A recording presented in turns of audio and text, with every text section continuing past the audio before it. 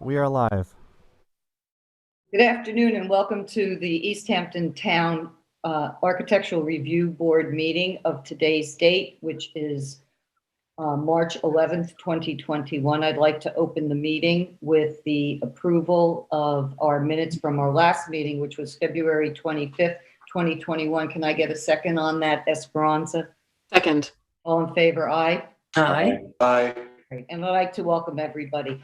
Our first application is under changes to commercial, Richard Jones, tax map number 300-6-2-3.1, 541 East Lake Drive in Montauk, and that would be the Inlet Seafood Restaurant. I think Richard Jones is on the line, Michael. Yes, Chair. I'll unmute that caller right now. The last four digits are 3855. One moment. Great, thank you. Yes, I'm here. Hi, this is Richard. Hi, Richard, welcome. All right, I'm going to hand this over to Chip. Chip, if you could read into the record what the application is for and give us an update, please. Right. The application is to add a metal structure on the back side of this building to accommodate outdoor dining in good weather and bad. The applicant owns a large two-story restaurant at the end of East Lake Drive, just before the Montauk Airport. It adjoins and is part of Inlet Seafoods, a wholesale and retail fish operation. You drive through a mostly residential neighborhood to reach this. The back of the restaurant. Kyle, can we see a photo of the restaurant? Yes.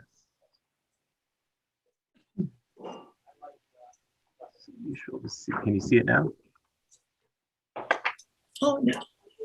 Okay, so we're looking at a couple of different pictures of the back of the restaurant as it now is. So the back of the restaurant dramatically faces the entrance to Montauk Harbor. The structure before us would be built across part of the back of the building facing the harbor. It would be a permanent structure measuring 46 feet by 54 feet, and it would be a box-like metal frame made of steel and aluminum. The roof would consist, it would be attached to this area, right, or adjacent to this area right here. The roof would consist of a metal grid of 6 rectangles, each 16 by 23 feet, that would have movable aluminum slats, so it could be open in good weather and closed in bad weather. I'm not sure what, if anything, would be on the sides. So it's essentially a metal framework structure, not an awning. And it would be adjoining the back of this building, but not attached to it, though there would be some sort of covering so you could walk from the restaurant into this structure. There would be no flooring. He plans on using the ground as we see it here where the picnic tables are. And I'll let Richard describe the project a little more. Yes, this is called a pergola. And there's where the come down, they would require concrete footings just where the beams are. Footing only, they said, would hold like 250 pounds. Yeah, it's just a grassy area. That's the grass, and that's last year with the COVID, we rented a tent. And we actually had a lot of issues with the tent, where the wind, it would just loosen up, and it was like a constant thing. And we were really looking at one, but this, the guy we were dealing with. Excuse me, Michael, can you help Richard get his sound better? Sure. Up. Excuse me, Richard, if you could please mute the television or computer in your room that might be also broadcasting our meeting. There's feedback. Oh, okay. I have that all the way off. It sounds better now. He was breaking up. It could have been his location. Is that better now? Yes. Yes. Okay. Go ahead. We had a tent there last year with the COVID, and it actually really saved the season. we're kind of thinking it'll be the same this year. But the this structure, we had a lot of trouble with the tent with all the wind we get down there. The down there are pretty rugged, and this unit is actually hurricane resistant, so it's hurricane rated. So this would be a better structure. Yeah. Does it have removable, like this photo that we're looking at now, this rendering of one of the designs? It looks like it has some glass or plexiglass panels. Kyle, if you could just keep it on the first one, please. Sure. There, thank you, just there. Would this have any glass or plexiglass or any type of see-through panels, or is it going to all be open? It just comes with all open like that, but it has the capability to have clear vinyl panels put in it, and you know, where they can go up and down. Right, like a tent. Okay. But they slide, I think.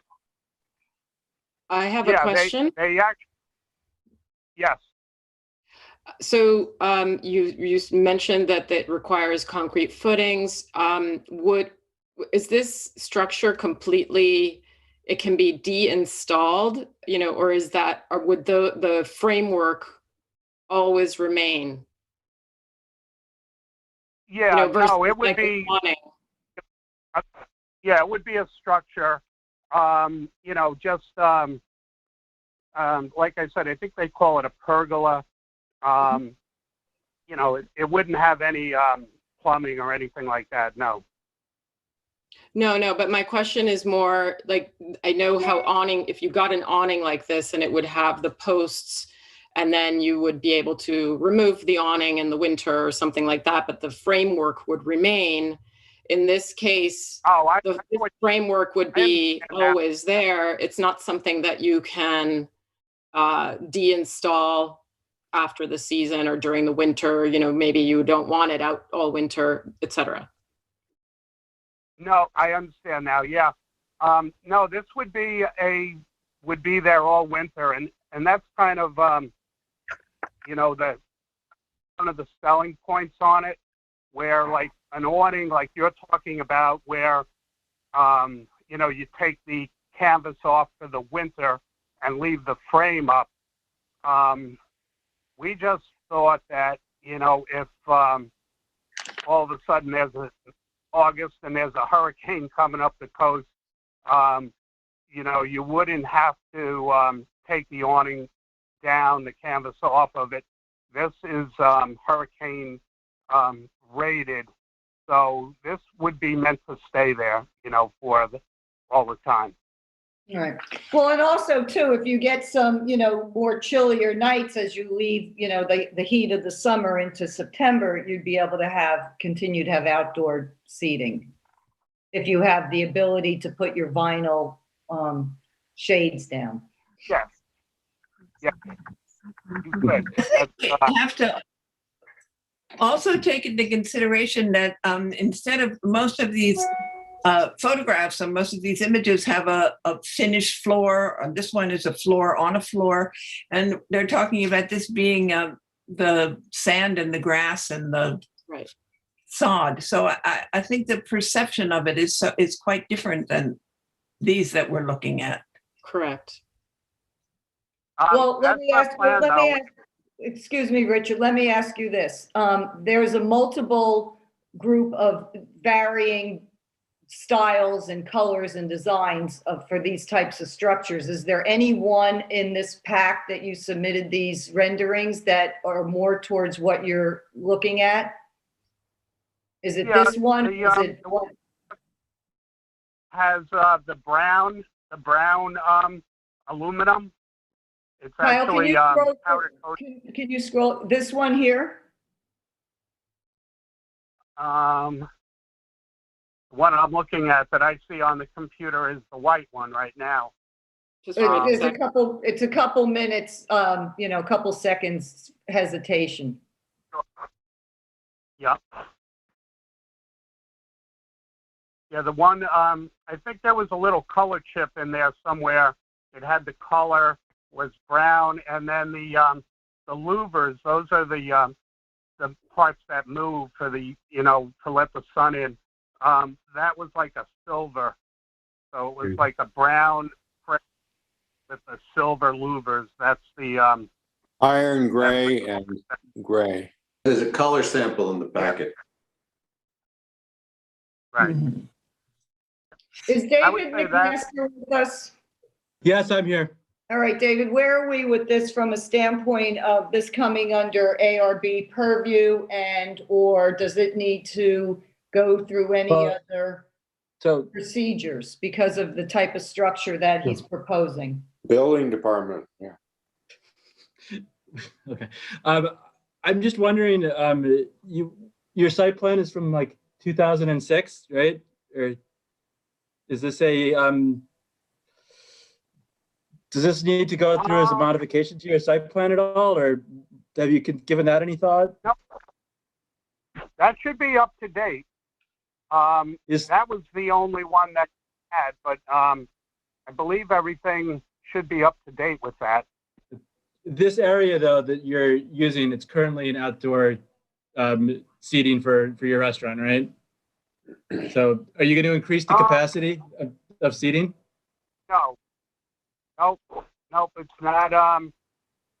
You know, it's really what that turned into was, you know, when we had it at, I think it was 25% and then went to 50%. And you know, we're a 100-seat restaurant and we would never exceed that. You know, it's basically, you know, 50 people upstairs and 50 people would be out there. But now they can be out there year round, right? So you're going to put in heating lamps in there and stuff?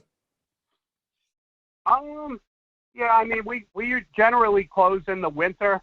You know, like we just opened up maybe 3 weeks ago.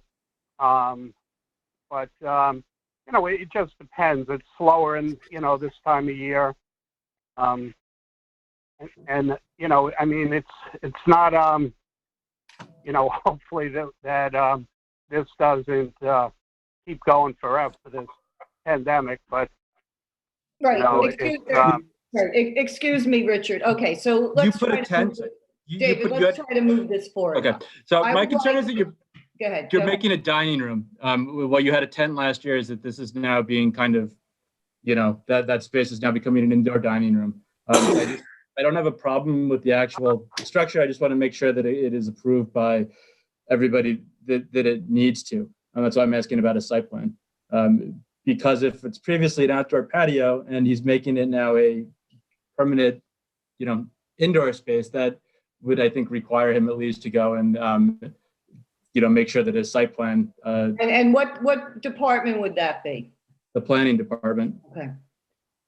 So Richard, basically, what David is suggesting that it's possible you may need some other approvals on this, not only ARB. So let me ask, Chip, are you there? Yes. Okay. Do you want to move this forward in trying to nail down what the actual design is going to be, right? Because there was a bunch of them in that scroll. And so that we have a better idea of what this one is specifically going to look like, as well as the colors, and then we can poll the board or take a vote on it. Let me say, We can't approve something that, you know, we don't know exactly what it's going to look like. He's given us a brochure from the manufacturer, but he hasn't selected which one on it. Well, I think he did. The design is there, and then there are the color samples, and that's it. Drawn to there. My recollection of looking at them, they were all different types of designs. Some had There are different. different layouts, They yeah. were different Yeah, layouts. there's nothing specific to this particular site. That's the problem. Yeah. Also, It's this is really- a structure. It's a structure with safety hazards and opportunities and so forth. It really needs to go to the building department. I would concur. I think David can voice on that. No? Okay. So the building department includes all of the, ARB, anything that the board approves, whether it's planning, zoning, or whatever, the building department goes out and inspects and ensures that it's, done in compliance with what the approval is and issues the CO or the updated approval. So building department is involved in everything that we're doing here. Okay, so should Richard think go he- to the building department first and come back to us once he has all his approvals? Or can we give him a comment that we don't have a problem with, the design, but we need to know specifically which design it is?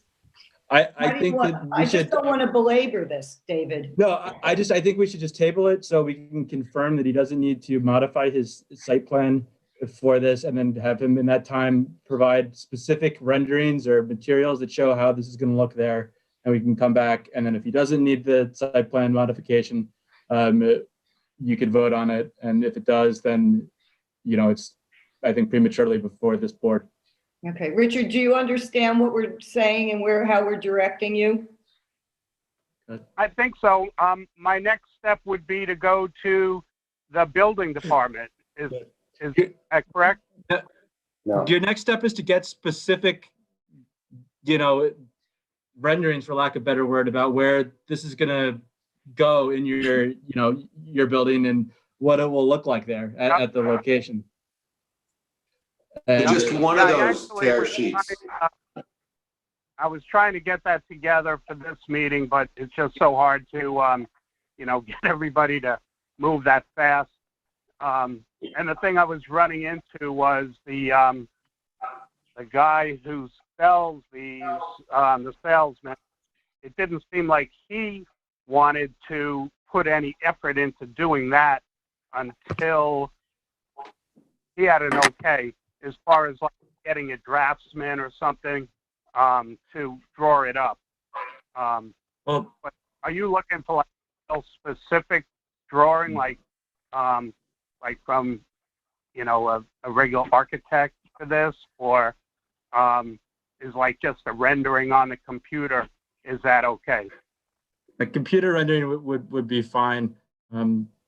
With the So colors. again, this is a multiple businesses are at this location, and there's just a finely determined balance for each one of those uses at the site. I don't want to prematurely approve something that affects that. It allows them to do an end run around those calculations by changing the use.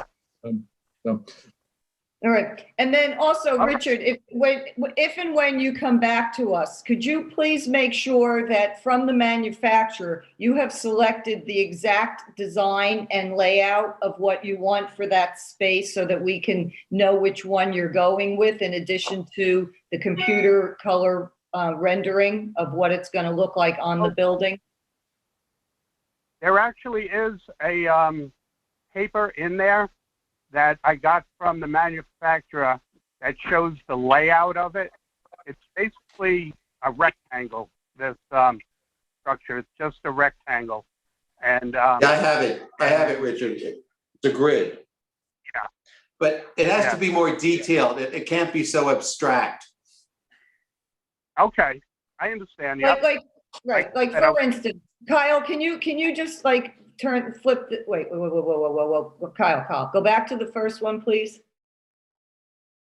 Great, excellent. So like, for instance, if this is the actual structure that you're going with, we need to have that noted, which one it is, okay? Either in a color rendering like this and or an actual drawing of it from the manufacturer, like a spec sheet.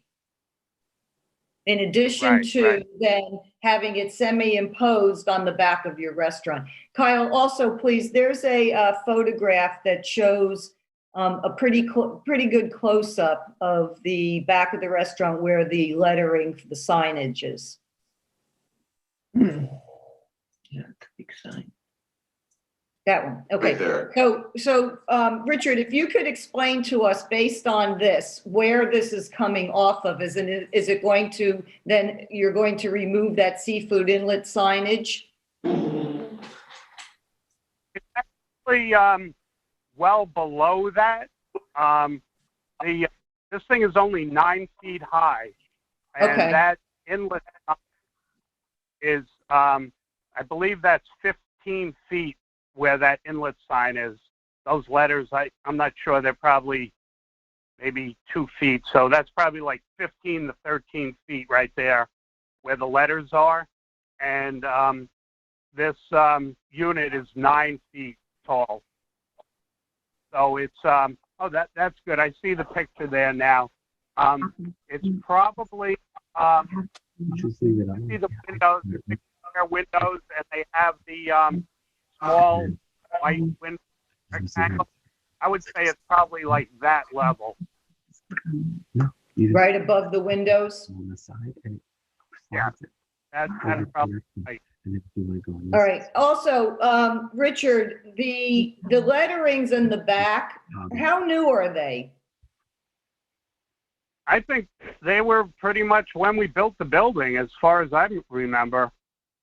Do you They've know been there if you got, forever. did you get approval from them when you got your street sign, your double-sided sign that's out on the road? Honestly, I don't have a good answer for you for that. I really don't know. They've been there Do you- forever. I really don't know the answer to that. All right. Let me ask this. Is it possible for you to dig up any resolutions from the ARB from the time when you built the building and had the signage approved? So we just know that, because what I don't want to have happen, once you put this new structure up, if you don't have approval for those letterings, you're going to have to come back before the board. So I just want to do some housekeeping with you to make sure that you have approvals Decide not to on do that, and also that blue awning up on top. Oh, so big. Okay. Because I wasn't on the ARB board when you had built this, so I don't have any recollection. Okay. this was Yeah, put- I can sure find out that. Yeah, okay, great. And then when you come back to us with the more specifics of the renderings of the structure, then you can bring that with you, okay? Yep. Like I said, I'm sorry I was trying to get it together for this meeting, but it just didn't happen. So, but I have a good idea what you're looking for, and I'll try to get that as soon as I can. Right, and then also you'll contact the building department to see if you need anything from them. And our next meeting is March 25th, so I believe that would be the 18th would be the cutoff day at noon, okay? Chip, do you have any questions Mark. for Richard before we let him go? No, Anybody else? Nope. No, All right, good. That was a good review, Chip, in the beginning. Thank you. All right, Richard, we'll see you hopefully at the next meeting. so Okay, is this thank you being very much. tabled? Yes, it's being Yes, tabled. let's table it. Okay. Got it. South Fork Wind, which I don't have a tax map number for, Cove Hollow Road Substation. And Michael, we're looking for John Case. Hopefully he's on the line, and Esperanza. Chair, I do have a couple of numbers on hold. Do you want me to open one up and see right now, or do you want to start Please. first? Yeah, well, we're looking for John. Okay, one moment, please.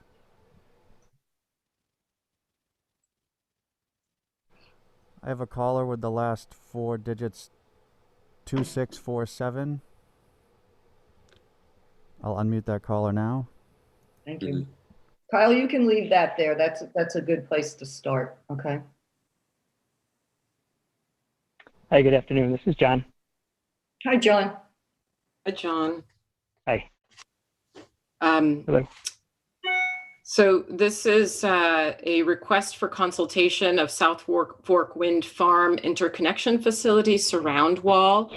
And John, and previous to that, we've had South Fork Wind before us to determine what the color and texture are going to be for this noise barrier wall, which will surround this new, it's like a substation or next to the substation facility that is tucked behind Cove Hollow Road.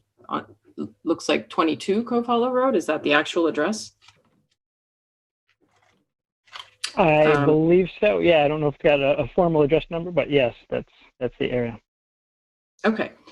So we had reviewed samples for the previous meeting, and we were asking, I think, for something a little darker, and you were kind enough to submit another sample with the same stucco texture, and it seemed to be pretty much the same as the earlier submittals. So don't know if you have any more information about that. And we did approve the texture to be this, what's called stucco, correct? I think everyone agreed. Right, Yeah. board was in agreement, okay. Yep. We do have the stucco texture confirmed. The color, knowing that we started looking at something with a khaki, and we've been trying to gradually get a little bit darker than that. I did share, the manufacturer of this wall made a retaining wall as part of the Long Island Railroad bridge abutment replacement a little while ago in the village. And it's a darker brown there, so I provided samples of that as well, if that's something that would be more appealing in that area. Are you saying photographic samples? I'm sorry, I missed that. Did you submit photos or actual samples?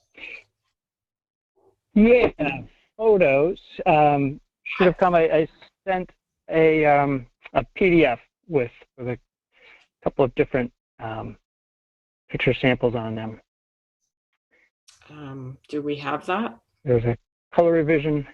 I think I sent that to Derek. There was a color revision option 2 at the East Hampton Long Island River crossing. I apologize, I didn't get a Zoom link to be able to share my screen here, so I'm on the phone. Yeah, I'm sorry, John. I don't have anything new in the file. I do remember we discussed that color, but I didn't. When did you submit the renderings of the color, like the Village Railroad, John? Oh, it was on, it looks like February 26th. Kyle, is it possible for you to go through Derek's email and see if there's something from February 26th from John South Fork Windform that you could share? I only have access to current information. I don't have access to post, a couple days ago, unfortunately. So, So I have no way. I don't have anything in the hard file here, as we went through it yesterday, Right. Betsy. So I will have to locate that information. Okay. Well, just to make a comment to everyone, not only to John, when anyone is submitting, e-files, they also have to submit hard copies to the office as well, so that the board members have something tangible in their hands. Not only, that Derek or who's ever in that position gets the emails for this purpose of our Zoom meetings, but we need hard copies all the time as well, submitted. 3, if I'm not mistaken.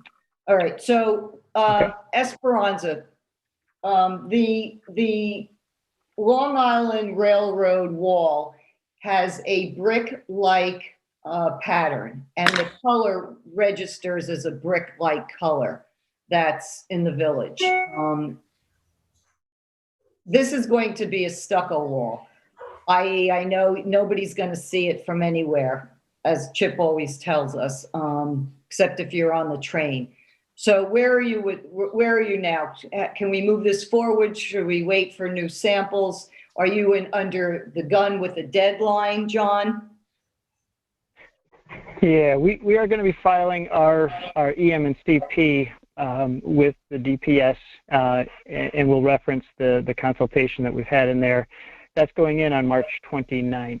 So we are in the process of finalizing that. We'd like to be able to say that we've agreed on texture and the color. It's not critical that we confirm that in there. We will say that we've consulted with you. I will say we can make any color that you want. We're not sure we want to continue to send the concrete samples. Those are getting to be, a bit cumbersome on both of those. I'm sure. John, we're going to need a building permit. Concerned as They're well. becoming a permanent structure in the office. If they haven't picked him, I will touch base with the contractor. He said he was going to come by this afternoon. If not, I'll send you a note to Esperanza just to confirm that they'll be there tomorrow. So, and I think apologize if they Kyle, didn't get there. right. And Kyle, did you say that they're outside of the office? So They've already been picked up. What? They've already been picked Oh, up. They great. have. Okay. Okay, So perfect. I'm sure we've all seen the new wall structure for the Long Island Railroad overpass on North Main Street. So awful. Right. Well, could I just interrupt for a second? I actually, John emailed me that PDF and I just sent it to Kyle. Great.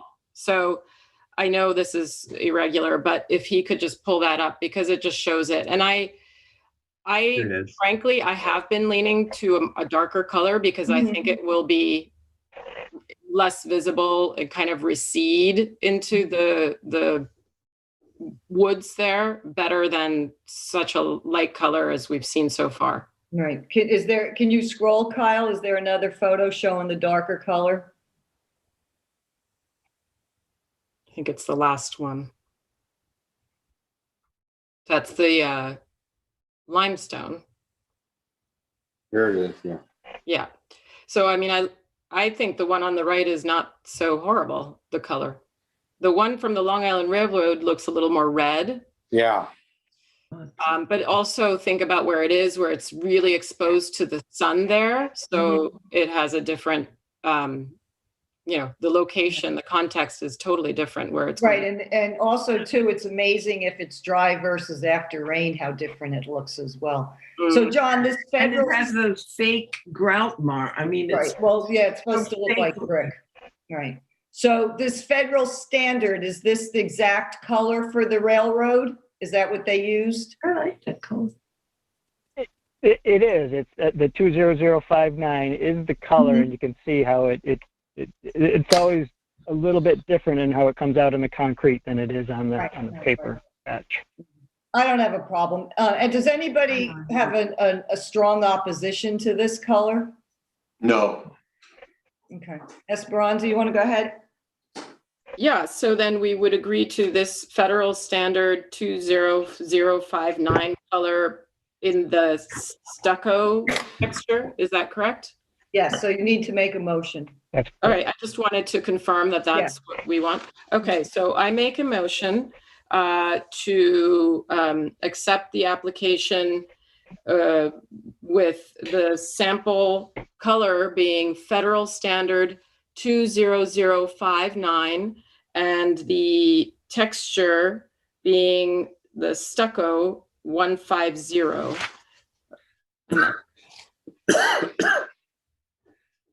Can I get a second on that, Chip? Second. All in favor? Diane? Yes. Jonathan? yes. And Betsy, yes. Okay. And what was the number for the stucco texture? 150. Say it again. 150. 150? Okay. All right, good. You're good to go, John. Thank you. And thank you for having somebody come with the hand truck and take those samples away. That's my pleasure. And if you'd like, I will send hard copies of the confirmed color and texture. I can send those to Derek as well, just to make sure we have something. No, hard I copy don't on think there. we need it because now Kyle has it in the file, so we can put, print that out and put it in the file. right? Or do you, Kyle, Perfect. should we? No, I can print it. That's all. That's good. Don't worry. Yeah, it's okay. Okay, Great. great. All right, thank All you, right. Ron. Thank you. Okay, comments to planning 92 South Euclid Avenue, tax map number 300-49-1-15, 92 South Euclid Avenue in Montauk. And it's possible Katie's on for this. Yes, Chair, I see that. I'll unmute that now. The caller's number is 1401. I'll unmute that now. Great.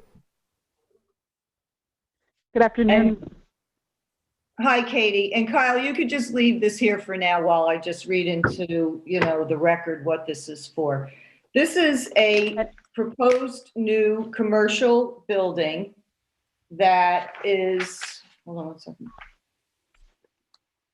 It's a two-story commercial building. The first floor is 2 retail store spaces. The second story is an 1,100 square foot apartment.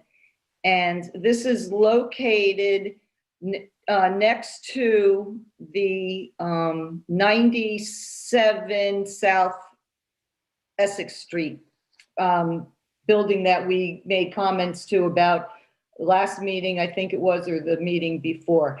If you look at the photograph that I took over to the left where that house looks like it's sitting on top of the car, that is actually the lot for 97 South Essex. If you recall, when we looked at that, some of the boards made comments that it had a very Caribbean look. Remember, it had the sort of the balconies and that type of thing. So this building now is going to be where this, sort of wooded area is. And it faces right across the street from some smaller commercial buildings. There's a potting shed. I think there's a hair salon, nail salon, and then down the street is the post office. And I also believe there's still a motel there. And Kyle, if you can scroll through, maybe we can look at some of the elevations. It would be whatever the front elevations are to start. Sanitary.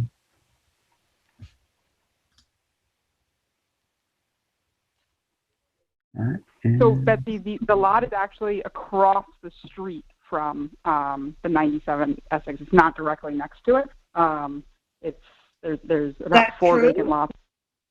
Is that true? It's 90. So let me ask you this. So the building that we were looking at, 97, that's on the side of Pete's potting shed? Behind the garage. Yes, and that's, there's a vacant lot in between there. Right. So it's going to be it's actually on the other side of South Essex. So it's the north side of South Essex, not the south side of Euclid. Euclid. Yes. If you go, it's closer to the ocean. It's the south side of Euclid. But isn't that where this building lot is? Sorry, I'm not looking at it. I'm calling in because it's delayed. So it. No, let me ask you this. You know where Martell's is? Katie, isn't this behind Martell's? I mean, I was over at the street and it said, 95, 97. Well, this is 92, so it's even numbers, the other side. Okay. So there's the corner lot that's directly across the street from 97, which was on about 4 weeks ago. There was a proposed site plan that I think was approved for, I believe it was a veterinary clinic. And right. There's a vacant lot. Yeah, and then so the one right next to that is where this is being proposed. So this building it's very similar to the Watusiak building that's right on Montauk Highway in terms of the size. And in terms of where we are with the planning phases of it, we're in front of the planning board as well as the zoning board right now. Okay. And Jeff Sands, I believe, is on if you want to let him in, if he wants to comment anything in terms of design-wise. Okay. So this then technically is going to be across the street from the one that Chip reviewed a couple Yes. weeks ago. Yes. Does anybody feel that there should be some kind of harmony between these two new buildings? And do we feel that we've accomplished that in some way with this design? Since they're new buildings and they're gonna, look new compared to some of the surrounding older, smaller ones. The materials are dark gray, standing seam metal roof, clear shingle siding, and all the trim on the windows, railings are white. So it's pretty traditional. And the lighting appeared to be modest. Is that all? I guess just my one question is, I don't see any lighting on the first floor of the front elevation. Is that going to be under the soffits? I believe so. If you want to let Jeff in, Jeff Sam, he's on the call. Okay, Michael, can we see if we have Jeff? Just a moment, please. I have a caller with the number 5997. Unmuting now. Those, I think, Hi, will go this up. is Jeff Sam. Hi, Jeff. How are you? Kyle, can you go back to the elevations, please? To answer your question, yes, the lights are ceiling mounted on the porches on the first floor. Right, but then there's two lights on the front of the building on the second floor where the sliding glass doors are, correct? Okay, and they're modest and covered. And then my question, I was just curious, because I was looking at the plans. The second story apartment, is that the bedrooms in the back of the building, or and this is more of living space in the front of the building? The bedrooms are in the front and the living space is in the back. Correct. Right? Is that what you said? I said the opposite, but I was asking you to verify it because I was just curious about the sliding glass doors on the second story. I was wondering how much light is going to be emitted out of there. And if they're bedrooms, I would imagine they're going to want, some type of window coverings. I was curious about the choice of the sliding glass doors if the bedrooms are in the front of the building. It was like a disconnect for me. Yeah, it's really just the illusion of a balcony, but the handrail is right at the sliding glass doors. But there would be shades on the inside, of course. Does anybody have any questions for Katie or John on this? This is a comments to planning. We're not approving it. I think it's sympathetic with the building we looked at a week or two ago, or a meeting or two ago that I covered, yeah. Do you remember if that was cedar shingle or was it painted shingle? I don't remember. Katie, do you recall? It was a stain.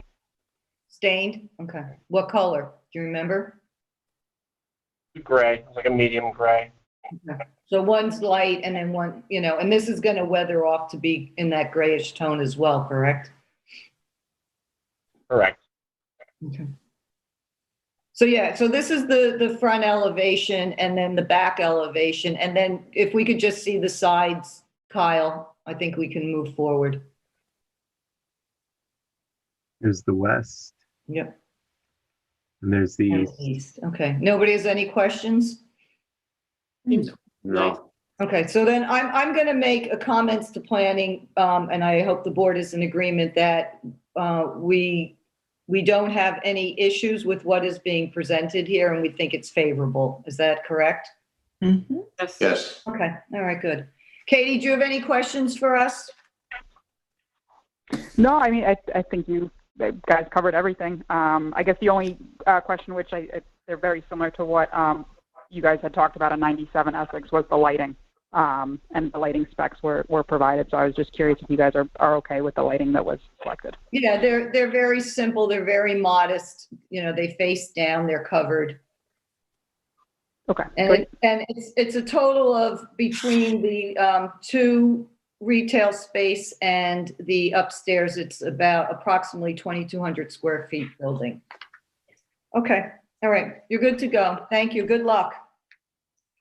Thank you. Have a good night. You too. Thank you. American Tower at the Amagansett Fire Station, tax map number 300-150-3-16.5, 439 Main Street in Amagansett. Diane Benson. Excuse me, Okay. Chair, if I may. I believe I have someone in the waiting room on Zoom named Yvonne, which appears to be in this application. Okay. I can Great, admit thank that. you. Yep. Thank you. Just a moment. And this is comments to planning as well. Right.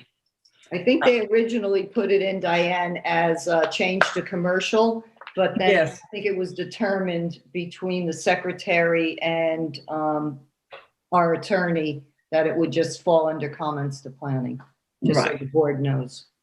Okay, so this project, this application is accompanied by reams of specifications, technical drawings, structural analyses, site compliances, lab tests, all sorts of things. But what it boils down to is that it is a fact of life, 21st century, very large cell tower in the middle of Amagansett Village behind the firehouse. The picture that, can we show the picture, Kyle, please? Yeah, there it is. I mean, it is what it is. So basically they want to swap out some existing equipment for newer, better equipment, removing 5 cabinets, they call them, and replacing them with 3. It sounds like it's probably going to be streamlined and more powerful. I mean, I have to say that much of what is in these specifications and things is totally foreign to me. But it seems to me that this is a fact of life, and it seems that they have provided all the information we could possibly want, and there is no lighting involved. So if someone has a perspective on this, let's hear it.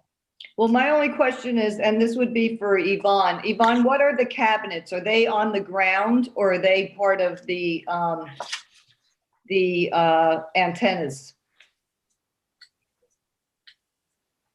Excuse me, Chair. At this time, Yvonne's video is black, and I don't hear anything coming from that feed. David, do you have any interpretation about the cabinets? Because I see some like boxes down on the bottom, and I'm wondering if these cabinets are actually like cabinets where equipment is housed in the cabinets that are on the ground. Or are these small cabinets that are up on the poles? Do you have any indication? I can't say with certainty what the cabinets are, but I did speak to the planning board attorney in my office about this specific application, and he says that it's on, because most of it is pre-existing. Mhm. So our review is pretty limited. And we're going from 5 cabinets to 3. There's 3 cabinets. It seems like a reduction. If All it- right, so Diane, if you want to just go ahead and for the record, unless anybody has anything else to make a comments to planning with regards to this. Yes. So for the record, I think our comments are favorable, and I think that everyone is appreciative of this technology. Me too. That's good. Okay, thank you. All right, business sign. Mako's Vintage, tax map number 300-49-4-6, 770 Montauk Highway in Montauk. And there's a photograph that was submitted, Kyle, from the applicant of like a house with that's it right there. Okay. Is anybody on the line for this, Michael? There is, but the caller ID is exactly matching a future applicant. So nothing on hold for this one. Okay. Thomas Hines. I see Thomas Hines on hold. Okay, all right. So nobody else is there. I'll Okay. interrupt if that happens. Great, thank you. So if you're on Main Street and you're facing south, your back is to the health food store and you're looking at Shagwan Restaurant and Bar. This little house is right to the west of Shagwan. It just tucks in. There's all these different types of little buildings that over the years. Currently, right now, the building looks exactly like this. The light fixture is exactly like it, but it doesn't have the lettering on the building. Obviously, it's a new tenant going in. My question was going to be, because in the application, it says that signage is 9.125 square feet. It's single-sided, and it is going to be made out of driftwood. Material is driftwood light gray, so I'm wondering if the signs are going to be actual driftwood. I would imagine they are. Chair, if I may interrupt, we do have a new caller. If you want me to see if this pertains to this. So it's 18 inches high and 73 inches wide, which comes to 9.12 square feet. Excuse me, caller with the number 2265. Could you identify yourself, please, and kindly mute the audio of this feed in your background? Thank you. Hi, yes, my name is Jillian Renard. Hi, Julian. Are you representing Mako's Vintage? Yes, I am. That's my store. Oh, great. Okay. So are the letters going to be made out of actual driftwood? Yes, I'm backing. Yes, it's going to be driftwood. So what you're going to see as the final product is a driftwood cut out letters. Great. Okay. And then my only question is the light fixture that's currently there. I don't know if that's dark sky compliant, and any new businesses have to have dark sky compliant light fixtures. Does anybody know, looking at that, or do you know if that would be a dark sky compliant fixture? Yes, it should be. It was actually on a shop. Sorry. I'm sorry, say that again. It was on an approved building in Southampton as a dark sky compliant light in years past. And when we took over the space, there was a box there already, so we were just changing it out for some, like the one that I had on hand, because the other one didn't work. So I believe it's dark sky compliant, and it's the lowest LED as possible. I'm sorry, what? Yeah. Okay. Well, you also say that it has a 60-watt bulb. Could we ask you to reduce that to 40, please? There's a lot of light on that street to begin with. Okay. So I'm going to make a motion to approve the sign as presented for a 9.125 wooden signs, the Makos, and that it will be a 40-watt bulb on the existing light fixture. Can I get a second on that, Diane? Second. All in favor? Chip? Yes. Esperanza? Yes. And Jonathan? Yes. All right, Julian, good luck with your store. Thank you very much. All right. Fences, walls, and berms, tax map number, Adam Kanzler, tax map number 300-67-3-39355 Old Montauk Highway in Montauk. And Michael, we're looking for Sean, if possible, that he might be on. Presently, no, but if that happens, I'll let you know. Okay, Jonathan, you want to read into? Yeah. In the meantime, there they are. The solid cedar gate, which was 6 feet tall, we asked them to come down to 5 feet last time, and yeah. Okay. Let's go to the next one. These,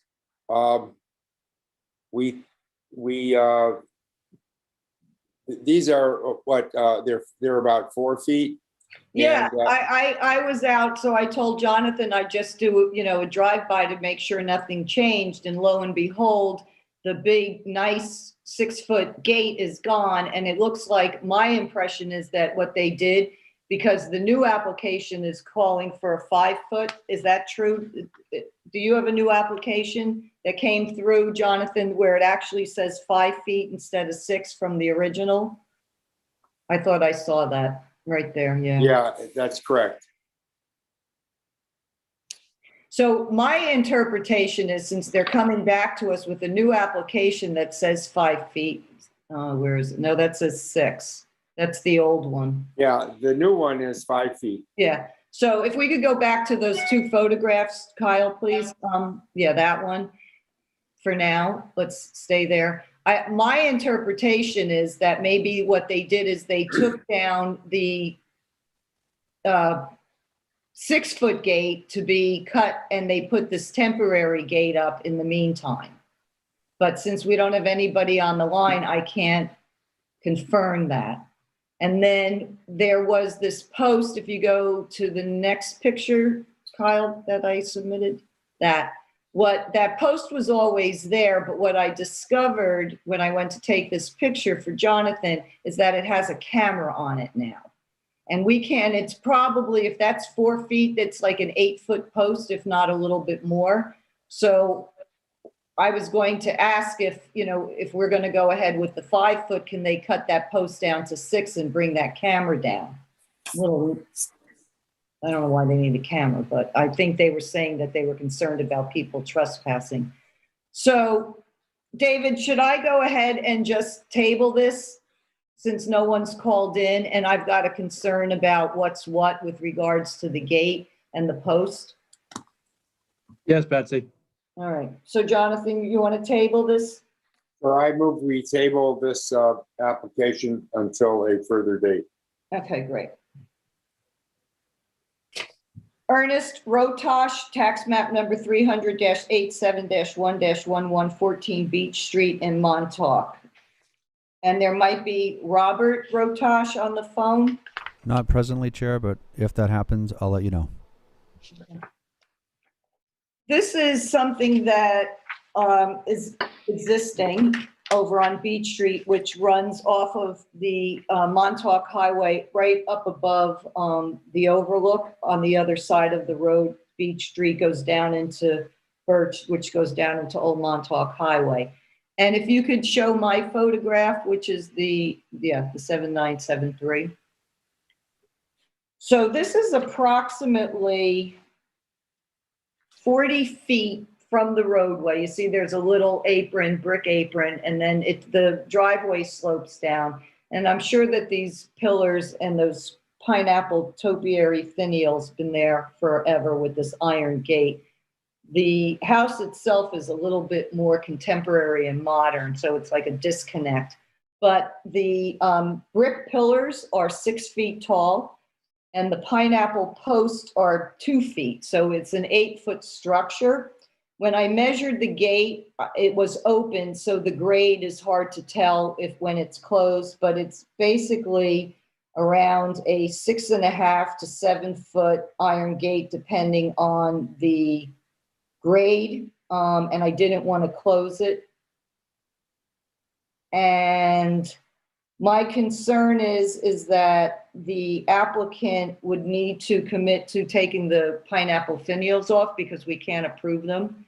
I don't have a problem with leaving the pillars there at 6 feet, but I think that the gate, if it's above 6, would need to have some of the little finials on the top in the center of the gate removed. If it's more than 6.5 feet, I think we could basically give them, the contractors, whatever we call it. Allowance. Yeah, allowance. It looks like it's 6 inches off the ground, so they could lower it a little. Yeah, but you know what it is? The driveway slopes down. So the way it's open, if you were to close that, it's going to come further up, and it's probably just a few inches off the ground. I was looking at the post. It's not a busy road. There's not any other gates there. Across the street, there's a 6-foot pedestrian gate that's like sort of tucked into a driveway that I don't think has approval. I don't know. How's everybody feeling on this? Should we just table it, or should we make a motion? I can't make a motion because I can't get somebody to commit to that, right, David? I have to have somebody on the phone. That's correct, unless you want to approve it, as is. You would. No, I can't approve it as is, so it's tabled. Okay, thank you. Anybody have any questions on that? No. Okay. It's actually attractive, but What, the finials? the whole thing is attractive. No, if you like. It's like somewhere down south with the pineapples. Yeah. Oh, the pineapples are, You're welcome. Yeah. welcoming. Very southern welcome. What? Maybe they can repurpose them somewhere else, like in front of it or something. All right, so I'm going to just read out the letters for this LLC because I don't think it is an actual word. LSIROWKOP LLC, which is a modification for tax map number 300-170-3-8.1, 169 Skimhampton Road in East Hampton. And I guess, Michael, we might be looking for Deborah Tron on the phone. Yes, Chair, I see that. I'll unmute that caller now. The last 4 digits are 8553. Okay. Diane. Hi, Chairperson and Board. How are you? Good. Hi, Deborah. Hi there. Okay, this is an application. This is a modification to an old resolution. The applicant seeks a modification to a previously approved gate. The ARB members previously indicated they are satisfied with the existing aesthetic, but needed a formal modification submitted and fee paid. The gate is in compliance with a resolution with modifications. It's a nice, clean 6 feet. We've already basically aesthetically approved it. The question here is the entire property, the entire little, slightly larger than 1 acre property is totally enclosed by dark green stockade fence. And there's a lot of this interior deer fencing, but I think that's, their personal preference for some reason. But the entire property is enclosed. I met the son of the Koplowitzes there in the driveway, and without my looking at I said, the property is entirely enclosed, and he said yes. So that has never been an issue or come up in any of the past resolutions or modifications. Everything has been about the gate and cutting down the fences attached to the gate, which they've done. Diane, let me ask you a question. The fencing that's running along the front of the roadway along Skimhampton, there's some deer fencing that attaches to the 6-foot gate. Yes. And there's the stockade fence that's attached to the, well, the stockade fence is behind the reserve area. It's very deep into the property, but that stockade fence, the road. That's the concern, right? What faces the road? The stockade fence. From if you're standing on the road and you're looking at the property to the, I would say the east of the gate, there's deer fencing and then there's stockade fencing. To the east of the gate, I think it's not their property. If we could see the survey, it's to the west of the gate. On the other side of the reserve begins the stockade fencing, and that stockade fencing, if we could see it encloses the entire property. So we've never objected to it before. Well, no, that's not true, because I did some digging. No, it's not true. I could find no mention of it in any of the past. Right, because it was right. Let me just ask Deborah. Deborah, are you there? When you're facing the driveway, yes, when you're facing the driveway and the gate, to the right is some wire fencing. Connected to that is some stockade green fencing. Is that part of their property or their neighbor's property, the stockade fencing? I'm to just the right. looking at the survey on my own computer. To the right of, okay, I'm sorry. So if I am facing the reserved area. To the, okay, that's which is to the left. If you're no, to the right. See where it says wire fence? Yes. Then there doesn't have anything. Well, where there's nothing on that survey is a green stockade fence. Yes, it's very present stockade fence, but it's 50 feet from the road. It's barely visible, but it's definitely there. And it appears based on this survey, though, that that's not their property. It says wire fence and, oh, I see, and stockade fence. Yeah, it's very, very definitive stockade, dark green fence. And if you look carefully from the road, you can see it. I mean, there's a lot of vegetation and trees and things, but So to the left, there's also stockade fence, because to the right, there, but not their property, there's also the same type. So this is what I've come to find out, that back on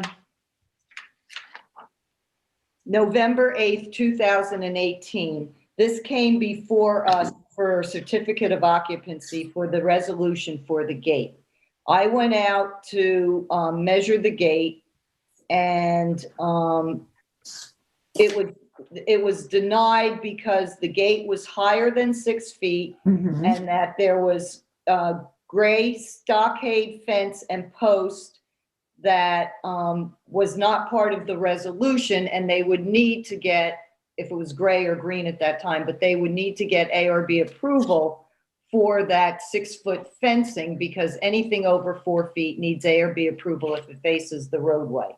So that application for certificate of occupancy has been denied back then, 2 years ago. So now, fast forward, the gate's been, fixed to be the proper height. It looks really nice, but we still don't know if there was ever any prior ARB approval before 2018 or 2015 on this fencing. Deb, can you speak to that for us?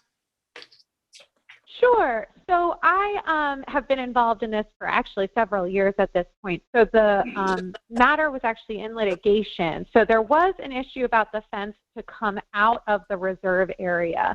I don't believe that it's ever been mentioned as an issue with the Architectural Review Board, since my involvement at least. And, since the last meeting, basically my client has had to go through several different contractors to make sure the gate was in compliance with the height, and then ultimately had an architect do a rendering of what is existing because it seemed to please the board at the last meeting. So that's sort of where we are today. I didn't know that there was any issue with fencing, but I'm not sure if that's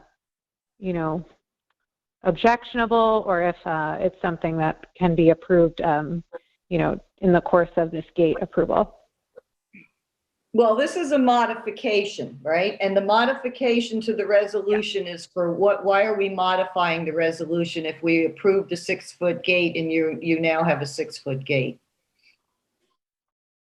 Well, so the reason for that was at the last meeting, the board realized that even though it came down in height, the modification was just because it wasn't built to the rendering that was originally approved. So for record-keeping purposes, we had an architect go out and draw what is existing so that we could have that for record-keeping purposes and have that approved as it exists. So the original gate that we approved is not what's there now, so that's what we're looking for, the modification for the new design of the gate, correct? Exactly, yes. Okay. Can we see a photograph of the gate?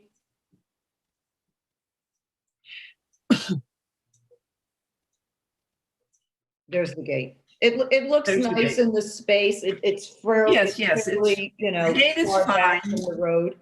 So David, this fencing that's on their property, based on what shows on the survey, does not have ARB approval. Diane didn't take pictures of the fencing, did you, Diane? I didn't take pictures. It's very vague, I mean, it's definitely, I should have taken a picture, I suppose, but it's definitively there. But it was affirmed to me that, that the property is 100% totally fenced in. Mm-hmm. So, and we know that this is a situation that we do try to avoid, even though, of course, there is a 50-foot reserve between Hampton and the fence.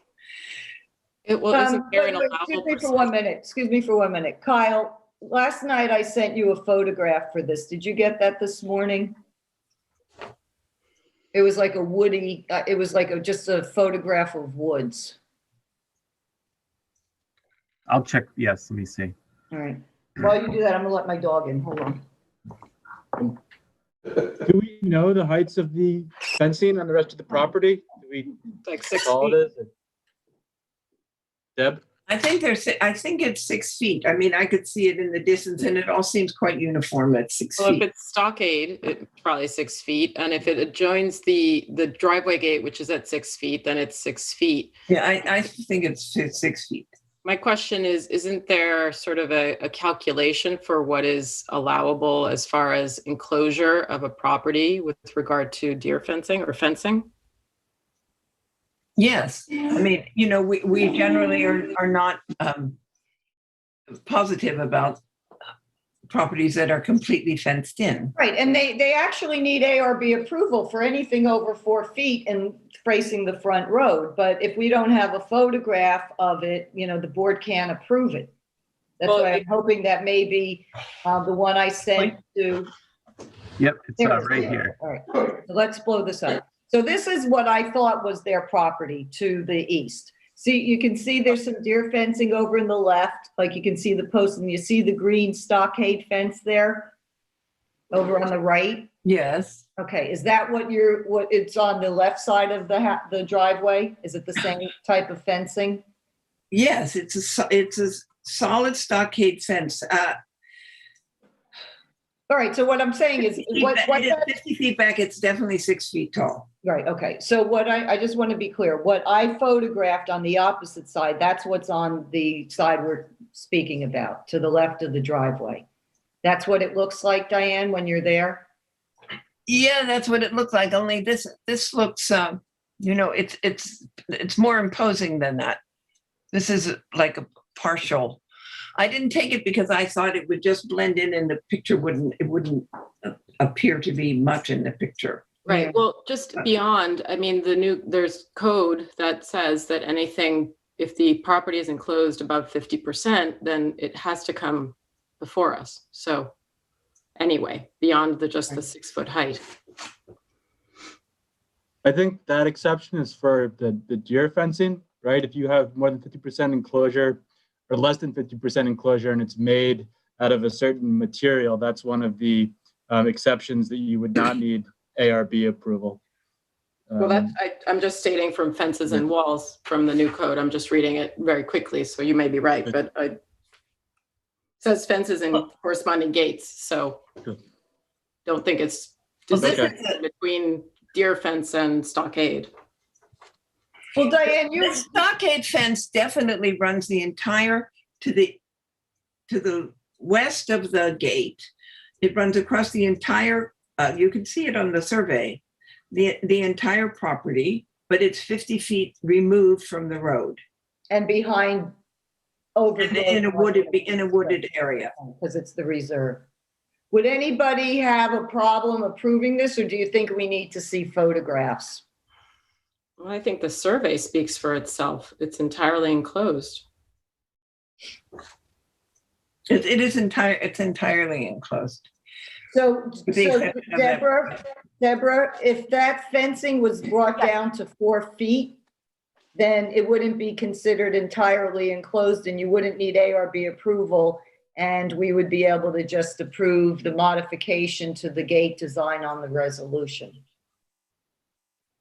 Okay, so if the board wouldn't mind tabling this for one more meeting, I can discuss options with my client and see what their preference is, and then take it from there. Mm-hmm. Right, and if you decide to come back to try to get ARB approval, Diane can go back out and take some photographs so that the board can see what it looks like from the road. Okay. Great, right. Absolutely. All right, good. All right, so we'll table it, and then you'll let us know when you're ready to come back. But our next meeting is the 25th, and the cutoff date is the 18th at 12 noon. Okay? Great. Thank you so much. All right, thank you. Have a nice evening. Okay, bye-bye. Bye-bye. Thank you. Okay, so that's tabled. Okay. And Andrew Peter Sumner and Gabrielle Sumner has been postponed. Postponed again, huh? Yeah. And David, let me ask you this. Per our conversation earlier, were you able to get in touch with their lawyer about us not putting it on the agenda for the following meeting?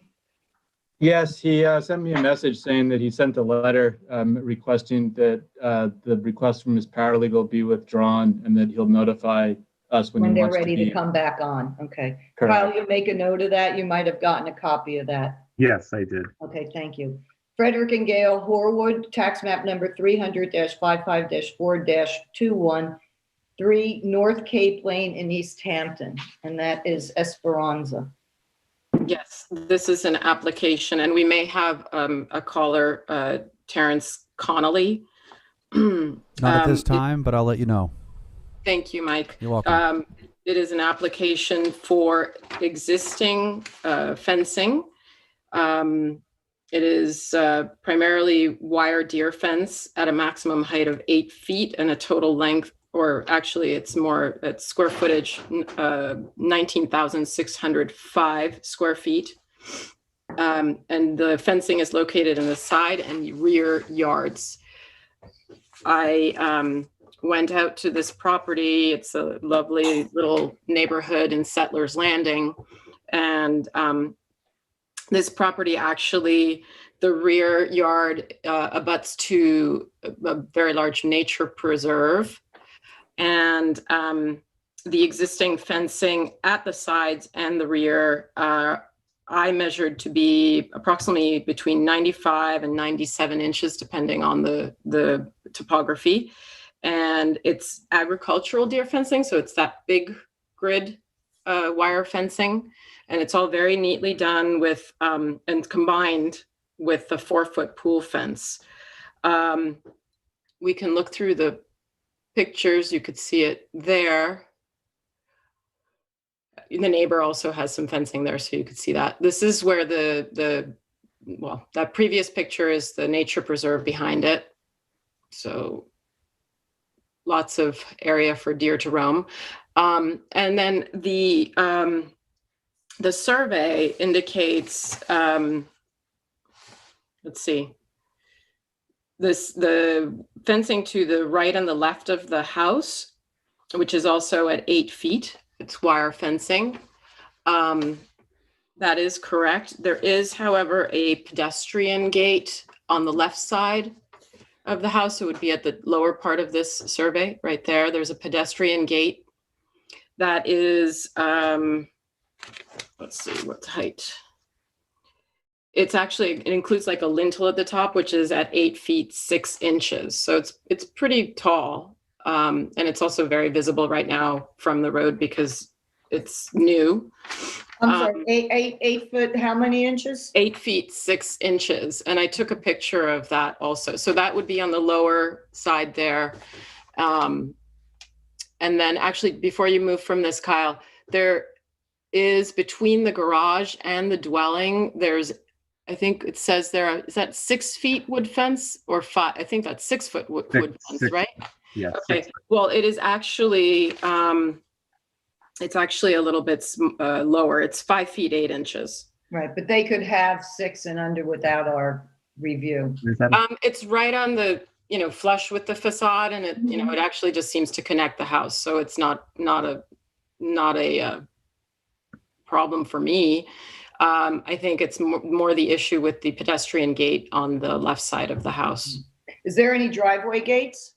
No, I wanted to say actually that, the allowed coverage, as we were just discussing before, is 50%, which would be 19,912 square feet. And the existing coverage is just below that at 49.2%, so 19,605 square feet. So there's nothing in the front. It's all open, and hopefully will remain that way. Mm-hmm. So the pedestrian gate has a little top on it? Yeah, so there's a picture, if Kyle could go to that. Because that seems to me like the only concern, that you're okay with the 8 foot fencing on the 3 sides in the back, correct? Yeah, I think it's done neatly. This is obviously an area that's heavily in the woods, but with the nature preserve in the back, there's less of a concern for me that the deer would have an issue. And also, the whole front yard being open that way, and it's very sort of modest. So this is really the main concern to me, which could certainly, I think, be cut down. I think it would look nicer, in fact. Well, over 6 feet, they need ARB approval on that, as well as the deer fencing on Correct. the side Yeah, of the pond. Yeah, so on both If sides. if they cut all that down to 6 feet, you know, and you're okay with the sides and the back being at 8, that would be okay. But we would have to, in order for this to go forward, we'd have to approve that up to 8 feet for the fencing and the top. Correct. I agree. Yes, I agree. I would think it would be better if they could just bring it down to 6 feet. And I apologize, I didn't actually measure that pedestrian door without the big structure above it. But I'm just from looking at this picture and where the wire fencing ends, I believe that would be about 6 feet. So if they could just cut it down to that. But Yeah, but I think what they're doing is they're using that structure to, you know, connect that 8-foot deer fencing. Correct. Yes, I agree. Yes, I think that they're really seeking approval for that. So I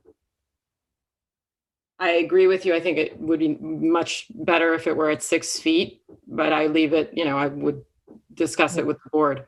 Is there anybody on the line for this? Terrence, Michael?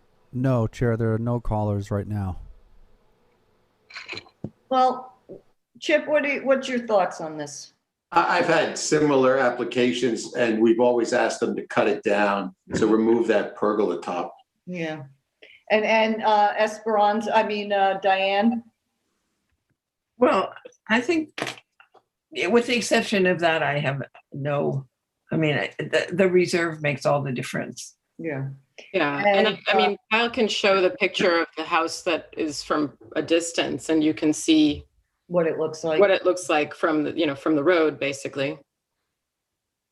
Thank you. And unfortunately, I don't catch the. It's off to the left. Yeah, off to the left, exactly. Yeah. Fine. So. And the other 8-foot portion, which is on the right of the garage, obviously, as you can see here, you really can't see it from the road because there's evergreens there. So. And what is that? Just deer fencing? It's just the deer fencing at 8 feet. Yes. And there just under. It's actually really, as I said, 95, 97 at the most inches. And the one to on the side of the garage, is there a gate there as well? No. So it's just deer fencing at 8 feet? Yes. Just under 8 feet. Yeah, approximately. Okay. Jonathan, where are you with this? It looks like they're preparing to paint it black. The house is black, all the cars are black. We can't. Yeah, it's a little awkward. I find it awkward the way it is, and if bringing it down to 6 feet makes everything legal, that's fine.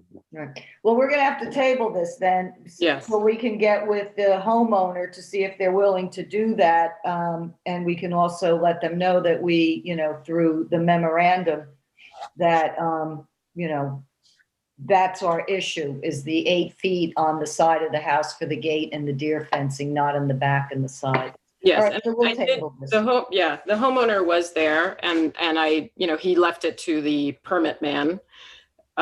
So since we don't have him, then yes, tabled. Okay. All right. Thomas Hines, tax map number 300-48-5-30.1, 11 South Easton Place in Montauk. And Michael, I believe that Thomas Hines has been waiting patiently for us. Yes, I just let Thomas into the Zoom meeting. He should be available momentarily. Okay, this is the scene. Obviously, that the new fence is the new fence. It's got an 6-foot door in an 8-foot fence. And then I go through the door. We go to the next photo, and the wall is built along. The fence wall is built along the back property line, and then we'll continue on all the way over to the far property line, which probably is north, and then is going to continue on down to the road. At this point, just the posts are in 8-foot posts at 8 feet apart. All the way down the road is parallel with that picket fence down to the road, and then there's another fence, not quite to the road, shy of the road in the front yard, coming across to enclose the pool, the new pool. Yeah, and everything's at 8 feet, all that structures that he's got in there. so Everything's far. at 8 feet, yeah. And when we talked about this at the last meeting, I had mentioned that this is up in the Shepherd's Neck area in Montauk, and that they're all very small, modest house. And this is on a very small, road that's not even, I don't even think it's paved. But the neighborhood is compact. And I think that this wall that you're looking at now is so out of character for that area. And to then continue whatever he's planning to do with those 8-foot posts that he's got in there already, I don't think it's a good look. No. There's no other fences in the area, and it Right. and this really is becomes a strange thing in the neighborhood. Right. So let's see if Thomas is with us. Chair, I have Thomas in the Zoom meeting. There is no audio feed coming from him, and I've requested twice for him to open his video, and nothing's happening. But He might have stepped away. perhaps. Is that possible? Sure, but he is in the meeting. And if Okay. he comes up on the phone secondarily, I'll let that in immediately. Yeah, so we're going to move on. And if you let us know if he comes in, and then we'll finish whatever we're working on, and then we'll jump back to him. Okay. So we're going to go to certificate of occupancy, ARF tax map number 300-192-3-4, 124 Daniels Hole Road in East Hampton, Diane. Yes. Excuse me, Chair. I see a Karen Hoag on hold. I believe that applies to this. Yes. Yes. I'll unmute that caller now. Thank you. Sorry to interrupt, but I think Thomas Hines has actually appeared. Uh-huh. Or Okay. half of Okay. him. I don't see him. Do you see him? Thomas, yes, I see him, but we do not hear you, Thomas. There is no audio coming out of your computer. Thomas, if you have access to call our phone line, I'll say out loud the phone line. You can call in so we can hear you. Chair, if you'd like to do that. Sure. Thomas, if you can hear me, the phone line to call is 351-888-6331, and I can let you in audibly. Is it possible he just Wait, has he's up. his, Hold on. Thomas? he has his mute on? Thomas, can you please speak? It's indicating he's unmuted. Okay. All right, we're going to move on to Art. We'll see if he comes through, if he calls you. Thank you, Michael. Okay. Okay. Karen Hoag? Yes, hi, how are you, board members? Hi there. Okay, Kyle, if we could see the photographs from ARF. Okay, these are the actual photographs I took today. This was a force of what you see right now is what used to be outdoor dog runs that were enclosed to add interior space. To the left, you see a down stairway and an up stairway to the medical door. And on the other side, there was another stairway. We approved this. Anyway, it's built in June of 2020. And everything seems to me to be built exactly as we specified in our resolution. I saw Scott Howe today, and he told me that the improvements have made a huge difference for the staff and the animals negotiating and moving around between the levels. And it looks totally pleasing and blends in. The old building and the new building are undistinguishable from one another. It looks like all of one piece. And does anyone have any questions? Any I just questions have for a comment. Karen? I like that the animals are allowed to negotiate. Yeah. That's important. Right, Diane? It's nice Right, that they're negotiating. absolutely, absolutely. No, I think it looks great. Okay. Anybody else have any comments for Diane? Looks great. That looks lovely. All right, Diane, if you want to go ahead. Yes, then I make a motion that our staff contact the building department, that this application is totally ready for approval by the building department. And certificate of occupancy. Certificate of occupancy. Okay, all right. Can I get a second on that, Esperanza? Second. All in favor, Chip? Yes. Jonathan? Yes. And Betsy, yes. All right, thanks, Karen. Thank you. Have a good night. Okay. You too. You too. Adam Rosen. Excuse tax me, map- Chair, if I may We're going to interrupt. Thomas I believe- Hines. Thomas, are you Sorry. there? Okay. I had so many problems getting in touch with you guys. Hi, Thomas. Hi, how are you guys? We're good. How are you? I'm okay. It's been the third attempt. Thank you so much for, I couldn't unmute for some reason. I don't do That's Zoom okay. very regularly. And thank you for your patience waiting for your turn. Okay, so let's go back to Jonathan. Right. And so tell us what you got going on here, Thomas. Okay, so basically, we've been in the neighborhood forever. We know the neighborhood very well. I saw your last video conference, and I understand your concerns. So we originally planned like an 8-foot fence because some people told me you can only close out the deer with an 8-foot, and that maybe was bad advice. So I want to go along with what you guys are suggesting.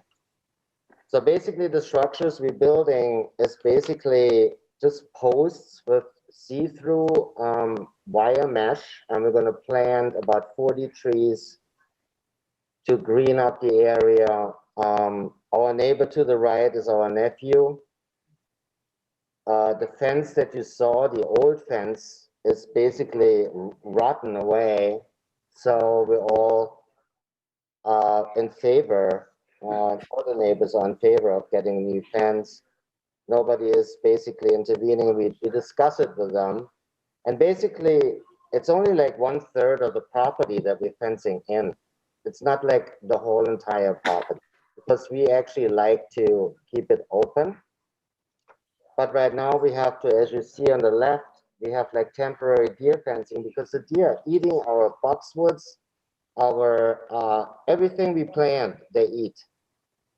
Not So where the pool goes in, it's basically matted down with black deer poop, and we actually have my partner is a landscaper, and it just became so bad that we cannot even have one area on our property that we can actually grow some grass.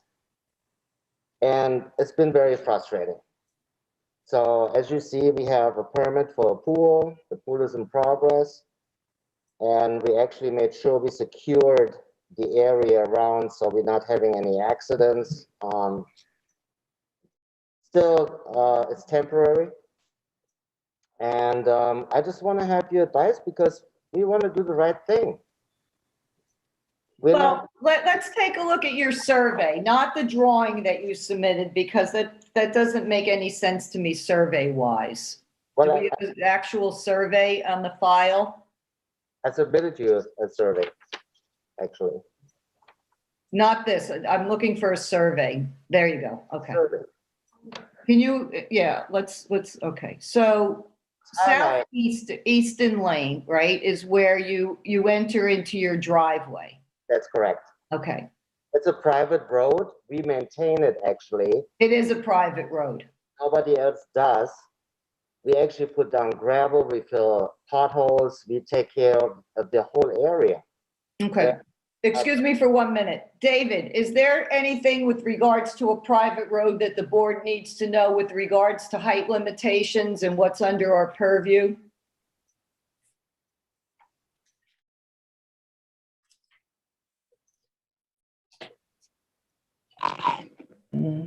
Betsy, I'd have to look into that with the new fencing legislation. I don't know if it's changed from the previous. Your audio is back to being Darth Vader. Well, private road is kind of like a joint driveway, is that right? No, but I think there's different Different code? restrictions. Is it possible, David, if you could ask maybe Jameson, is she still there or is it after hours? Oh, it's 5:30. Everybody's gone. So, the areas like our nephew owns the property abutting to the larger fence line. Which is to the north, where by South Elbert Lane, that property, or the one behind you? That's correct. That's correct. Okay. And he is actually very much in favor. It doesn't have to be an 8-foot fence. I just want to have it as high as possible because we just get really pestered by deer. And we also want to make it safe, of course, for us and for the deer not to get caught in that area and fall into the pool. Right. Well, but here's the thing, Thomas. You know, I don't want to assume anything that our height restrictions will apply to you as if it was a public road. So since we don't have that information readily available and it's after hours where we can't check in with another, code person or attorney person. This is the third time I'm trying to get this done, and I mean, I know, I understand. David, what should we do here? It's been really problematic, and it's actually not that. To me, it's not that big a deal.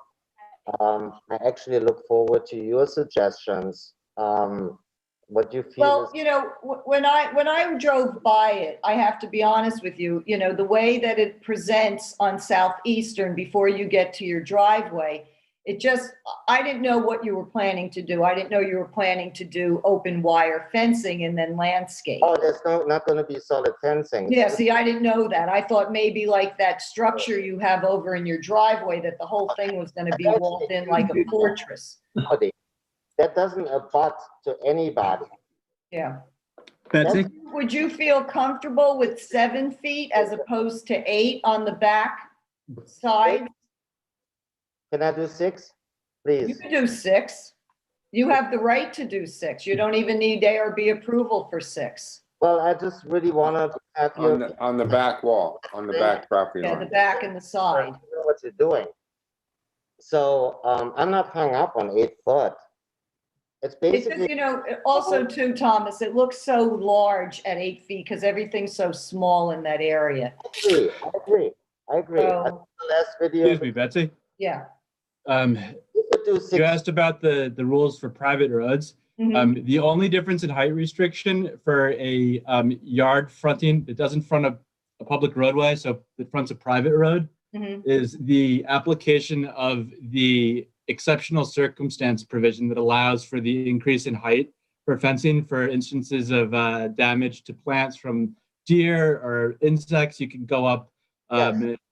So otherwise, it's the normal rules. Okay. With So for the area that faces where it's highlighted in yellow, that's facing Southeastern, if he wanted to do 6, we would have to give him approval on that. Everything on the side and the back at 6, he gets as a right, correct? ridiculous. And also, like, one of the part on the back, it covers basically an area that's really run down. It's just basically public space. It's completely, people dump their trash from the other property. And it's basically the only thing that you're going to see from this fence is from the front, maybe 20 feet. Yeah, I understand that. Can we go back to the picture of his structure in the driveway? That's in the middle, slammed in the middle of our property, so that doesn't abut anything. Yeah. Well, let me ask you this. Would you be willing to knock that down to 6 feet and then we'd give you approval on the 6 in the front and you could do 6 in the back on the sides the way you want? Yes. That door is 6 feet, right? Yeah, so Yeah. it would be down there. Yeah. And it will Door is 7? it'll be end up looking like beautiful because we're doing lots of plantings and this area actually, because we're only 1 over from Second House Road, so we're not like in the middle of the village. No, I understand, but let me ask you this also, with regards to those planks, why did you decide to keep it so solid? No, this is just for the car park. Because we wanted to just have privacy from the car park. The parking area of the property. So this is a structure that would be there, stand it up, because that we have, you know, we have our outdoor shower, we have our pool equipment. Okay, all right, well, and also too, with 6 feet, you don't need ARB approval. But So, it's not actually butting onto anybody's property. It's no, actually. I understand, we're trying to help you with regards to the code, you know? Okay. Yes. So, Jonathan, Yeah, are you okay with where? I think if everything went 6 feet and they had the mesh fence on the front and the side, I think it would be fine. Probably part of the back, Things. I Okay. guess. All right, so we're gonna move forward and make an approval for this, Thomas, for you, okay? All right, Jonathan, if you'll make a motion. I move that for the new pool fencing system at 11 Southeastern Place in Montauk, we approve 6-foot fencing where the fencing is going to be, and wire metal see-through fencing on the front and the side. Like 4x4. Property line. Right. So it's going to be very, it's going to be wood and it's going to be very translucent. We post the posts every 8 feet. Wait, you said it was going to be 6 feet. No, and you said deer fencing, You- no? I mean, the 40 trees. posts, not the height of the posts. We're going to shape them down. Yeah. Okay. So it's basically But the fencing in the back and the side and the front is gonna be deer fencing, correct? Yes. Yes. The only place it's solid is here by your driveway. only it cuts right into our property. It doesn't face any other property. Yeah, Right. And that's gonna be cut down to 6 feet as well. correct. If I could keep it the way it is, I would prefer it. But I think it's too much with it being solid. I think if you're at It's a wall, 6 feet, yeah. you're not gonna see your cars from it. I think it's, okay. yeah. I think you'll be happier with it at 6 I feet. agree. I Yeah. agree. Yeah. So let's So- do that. Okay, Thomas, We're good. gonna save this down, Thank you, Thomas. okay? And then the rest of it is not going to be solid. The only thing is going to be in the front. We're going to have a 2-door gate, also 6 foot tall with a fence, but it's only going to be 6 foot in width. Is Correct. it a driveway gate you're describing? No, access for the pool. No, we have to get the lawnmowers through. Oh, but that's gonna be solid like this? No, it's only going to be the gate. That's going to be like this, in this kind of shape. The And gate will be like this, not wire? That's what why- I'm saying. The service gate is going to look like this? No. What does the gate look like, Thomas? This is basically right in our property. It doesn't abut on anything. But it faces, Doesn't matter. but it faces the street, so we need to know what it looks like. Does it not, it faces it faces southeastern, correct? Betsy, yes. But basically like this, but only 6 foot in height and only 6 foot in width. So we can push a lawnmower through. I understand, but we need to know what it looks like because we have to approve it because it faces the front of the street. Is it wood or wire? It's gonna be cedar, construction cedar. It's gonna weather like driftwood, like the whole entire property is. But what's the design look like, Thomas? We need to know that. To blend in with our, Yeah. Thomas, we can't approve something that we don't see. He's got to draw it. He's got to submit it, yeah. Yeah, you've got to submit a drawing. the gate. Yes. Yes. Anything over 4 feet in the front of your property, you need ARB approval for. So we're going to give you the approval for the 6 foot high pedestrian gate and fencing, but we need to know what the gate looks like that faces southeastern. it's basically like just. No, stop it. Stop it. Thomas, seriously, we need it. We need it. So you can understand what we're shooting for, but we're going to table this until you could give us a photograph or a drawing or some kind of, color rendering of what this is going to look like, the gate, so that we can approve it. To get into this meeting for the longest time, and I just wanted to be safe as soon as possible. Well, I'm sorry, we can't approve something that we don't have a rendering or that we can approve. And it needs to go in the file, it needs to go on the resolution. I understand that. Okay. And also it should be marked on the survey if it's not already, right? Well, there actually was a gate. We took it down. There was a big gate on that property, and we actually took it. That one. It is marked on that first one, Kyle. No, but that's not a survey. That's his own drawing. Okay, sorry. Yes, that's correct. And it's got, and even more so, it's a double gate, so we're gonna need to know what it looks like. I can also make it a single gate. What? I can also make it a single gate. I don't know. I have no problem with the double gate. Thomas, I just need to get a rendering of what it's gonna look like. So we're gonna table this with the understanding that you're going to cut the 8-foot solid gate and fencing down to 6 feet. You can cut down your 8-foot posts in the back and do 6 feet with the wire fencing. But until we get a rendering of what your gates on the front of the house are going to look like, the pedestrian gates, we can't make a motion to approve this. Okay.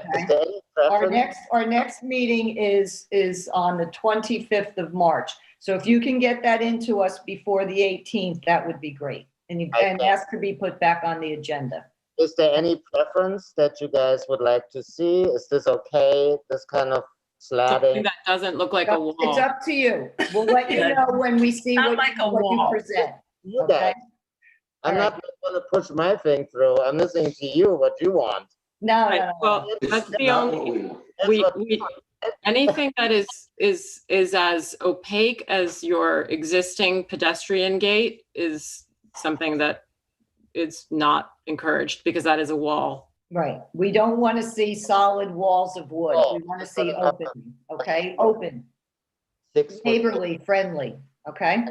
All right. Thank you. And you know what, Thomas? We'll try to get you in the beginning of the fences, walls, and berms so you don't have to wait till the end next meeting if you come back to us, okay? Okay, so now I have to put a whole new application in. No, you don't. No. We're just going to table it. You don't have to do anything. You just got to give us a rendering, a picture of what your design of your gate is going to be. And also, though, Betsy, I mean, is it necessary to have a survey that marks where this is going to go? Well, he's going to need that. He's going to need an updated survey when it's done. He can't have a survey now that, Well, it could be proposed, but as long as maybe if you could mark it on this. He's not going to get a surveyor to do this in 2 weeks, so. Yeah. No, but if you could just mark it on the actual survey instead of on the drawing, that might be better. Okay. I think it's pretty clear on his hand drawn that it's going to be in the center of that area. See where that circle is? Probably it's where his ring is. And then there's a line that goes to so like right in the center there. Okay, I just saw it very quickly. I'm sorry, I couldn't see it. Yeah. Okay. All right, Thomas. We'll see you in a couple weeks. Thank you. Bye. Thanks, Jonathan. So we're going to table that. Adam Rosen, tax map number 300-73-1-20.1, 24 Alley Wide Brook Road in East Hampton. Chip. Kyle, can you bring up the 1 or 2 photos? Yeah, that one's good. Yep.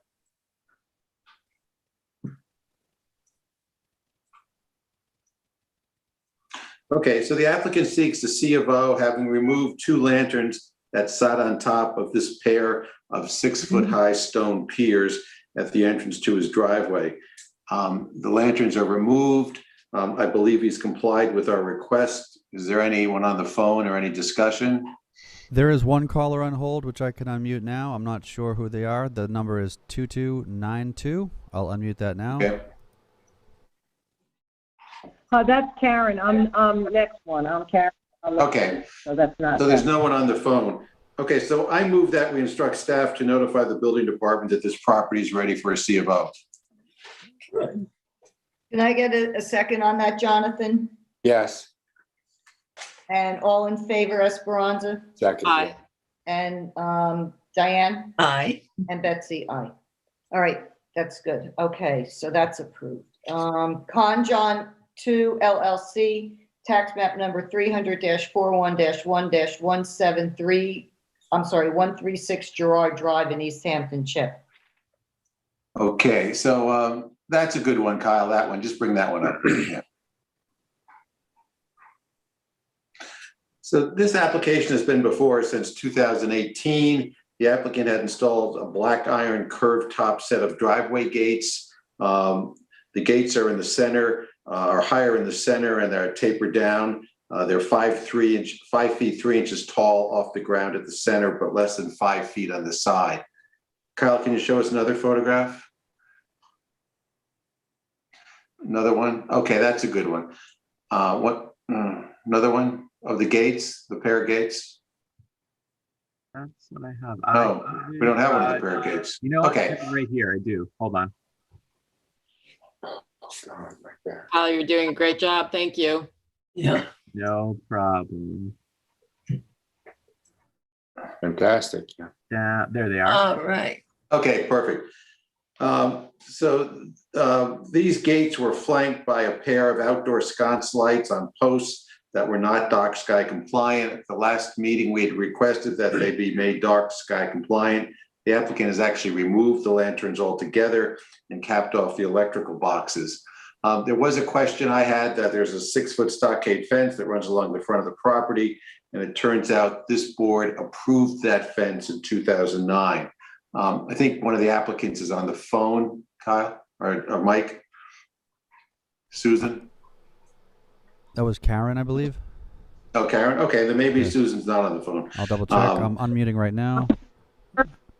Different application. I'm the next one. Okay, so there's no one on the phone. Correct, there's nobody else. I think that they've done what we've requested. I believe this property is ready for a C of O and instruct staff to notify the building department. Can I get a second on that, Esperanza? Second. All in favor, Jonathan? Yes. And Diane? Yes. And Betsy? Yes. Okay.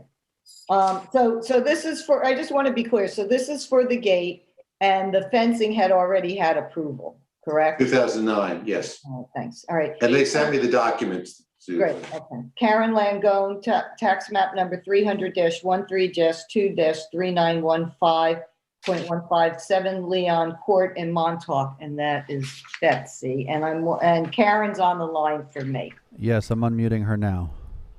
Oh, beautiful. Hi, Karen. Mm-hmm. Hi. Hi, let me just read into the record what this is for. So this is an area that's up in the Star Top Ranch area on Leon Court, which is a cul-de-sac. And there's 3 properties. It's 7 through 10, I believe. No, there's 2 properties, correct, Karen? There are 4 acres that are 3 building lots now because we combined one. So we have in total 4 acres plus an acre on each side of reserved land. Right, but actual gates, you just have 2. And then the corner property, is that part of your area? No, that's another person, the Sacco family. Okay, so that has nothing to do with you because they have some light fixtures on those gates that are not dark sky compliant. But anyway, prior to them coming before us for this this gate and pillars, across the cul-de-sac, they wanted to mirror what was there, but it was much higher. I believe how high are they, Karen? I think we have 6 feet on the original house, which was built in 1998, and we got approval for that as part of our building permit. We wanted to mirror them, and then we were told they were too high, so we reduced them to 4 feet. Right. However, and it looks lovely, and I like the fact that you can see the water, that you don't have this, obstruction of the view when you're there. But when I measured them, these were approved with dark sky compliant lanterns on top of the pillars. And the pillars on the left measure, now it's sort of like they're still not finished grading this, but the pillars on the left measure like 5'1" and wait, I'm sorry, that's the gate. 5'3", and then on the right is 5'6". So my question is, how tall are those lanterns going to be that are going to go on there? And you can see the electrical wire coming out, because if they're more than 6 inches high, you're going to be over 6 feet. They're about 10 inches, and we've been in Florida, and we were not there to actually supervise all the problems that went on with the COVID and the contractor problems with the gate. There was a bunch of problems going on. But if the lights are going to be a problem, I don't even care if we have lights. We can cap them. Well, if your highest one is, and I was being, I wasn't being generous. I was trying to, give you, a pretty decent measurement, not going down all the way to the grade. But if you're at 5'6" and then you're at 10 inches, that's going to put you over like, Why don't you remove them, Betsy? He's fine with removing them. I know, I understand that. That's where I was going with. $700 for the Okay.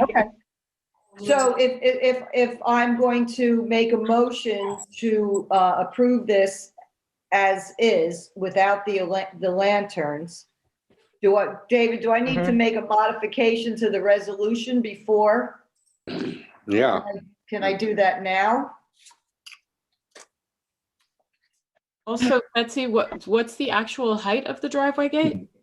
The gates are on one side because of the grade. They're like 5'1" and 5'3", and the pillars are like 5'3" and 5'6". So they're under 6 feet. So we have 4 acres of land, and we're not putting up other houses. So the fact that we just have these gates with these little lanterns that are 4 inches, 5 inches above what the regulations are, we weren't there. We were living in Florida. We couldn't travel because of COVID. We couldn't be there. If you could grant us the light, it would be great. If I have to go without the light, fine, but I will not be really happy about it. Well, that's why I was going through this, and everyone's chimed in that you were willing to take them off. I was going to say that even at the highest, they're going to be like 6'4". So my question was to the board, are we okay with that? We do have a few inches on the allowance, and I just want to make sure, because the lanterns aren't there, that they're dark sky compliant. And do they match the ones across the way on the other property? They're the exact same lanterns that bought from Suffolk Lighting. That was another story of 6 months waiting for them. We have no fencing other than these posts. We have deer running back and forth, 14 of them every night. And this is all I want to put up, just to have a little bit of security to the back side of our property, which is 4 acres and 1 house. We've had trespassing, which is why we want the gate, but we don't have fencing. All right, Karen. Okay, so the lanterns are an arts and crafts period lantern. It's sort of like a pagoda type of lantern. They're very low. I don't know if I took, there should have been pictures that I had from the last time when you were in front of us. I failed to take the, yes. There they are. Okay. So does anybody have a problem with us approving these 10-inch lanterns that were going to go on these 5.5-foot pillars? No. It's a cul-de-sac. You won't see them. Try not to use them too much. And so I'm going to make a How motion. about putting a limit on the watts? Well, yeah, I was just going to say, I mean, we're always talking about dark sky compliance. Are these dark sky compliant? No. I don't have them on. I don't want to pay for the electricity. I just want them to look nice. And I have our neighbors. I believe Karen said that they are dark sky compliant. They're not as tall as this. These look a little bit taller in comparison to, they're more squat. Karen, are they dark sky compliant before we go ahead with this? They're dark sky compliant. and I don't even care if there are light bulbs in them. I just want to finish off the pillars and have it be done. Okay. What I'd like to do is ask you to use 20-watt bulbs in each, so for a total of 40 watts, and to supply us with a cut sheet Fine. of the lanterns for our records that they are dark sky compliant. I will send that to you. Great. All right. You can Okay. send that to Derek's .gov address. All right. So I'm going to make a motion All right. wait, let me ask this. David, can I make a motion on this if the lights aren't in? Got it. Uh-oh. I guess if you feel that you can describe the fixtures with specificity, that's, Well, I've seen the ones that are across the way and they match, and the drawing is similar.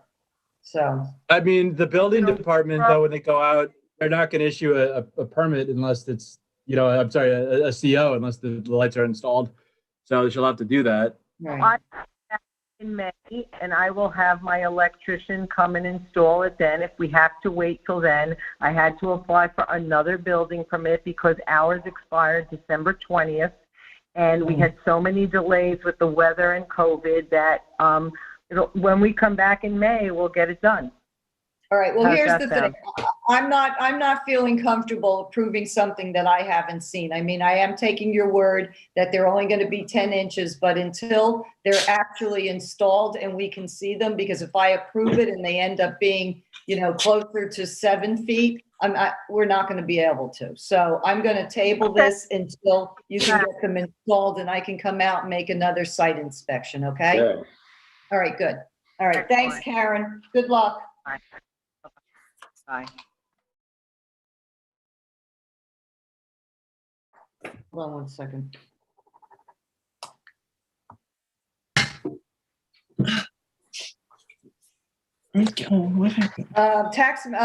Jeffrey Van Ramdonk, tax map number 300-55-1-28.8, 23 Bering East Road in East Hampton.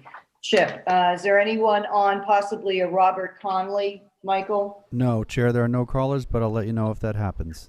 All right, thanks. All right, Chip. Okay, so the applicant seeks a C of O, having moved an 8-foot high deer fence out of a scenic easement and onto his property. The property is 1 2/3 acre near Cedar Point Park. It is a flag lot off a cul-de-sac, so it feels quite remote. The fence has been professionally relocated and conforms with our resolution of January 28th, 2021. Any discussion on this? No, I don't have it. Okay, so I'd like to instruct staff to notify the building department that this property is ready for a C of O. Can I get a second on that, Jonathan? Yes, second. All in favor, Diane? Aye. Esperanza? Aye.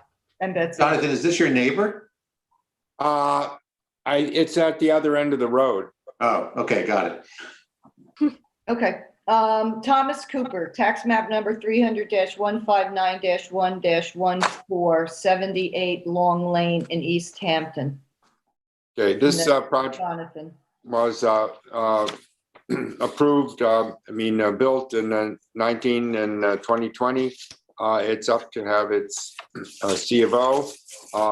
The Architectural Review Board approved a single-story 2,595 square foot residence setback 82.3 feet from the front property line. The applicant proposes bleaching, oil shingles, and standing seam roof.